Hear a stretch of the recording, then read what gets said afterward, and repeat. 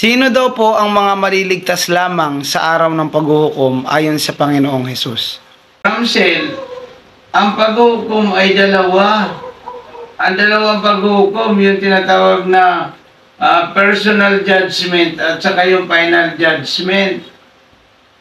Halimbawa, namatay ka ngayon, huhukuman ka na sa langit o kaya sa impyerno ka papasok. Yun ang paghuhukom. Ang ibig sabihin kasi ng paghuhukom ay final o katapusan ng iyong buhay. Ang final judgment na tinatawag mo, yung paghuhukom na pangkalahatan, paghiwalay ng tupa at saka ng kambing.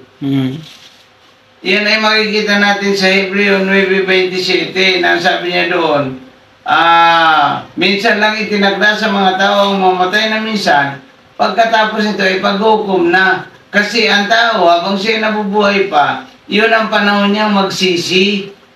Ngayon, kung hindi ka pa nagsisisi, sa impyerno ka papasok, inukuman mo ng sarili mo na sa impyerno ka papasok. Kung magsisisi ka, sa langit ka pupunta. Yes.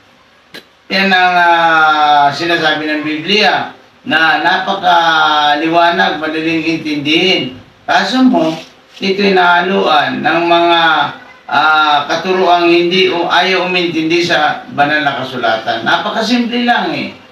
Ang sasampalataya may buhay, ang hindi sasampalataya wala.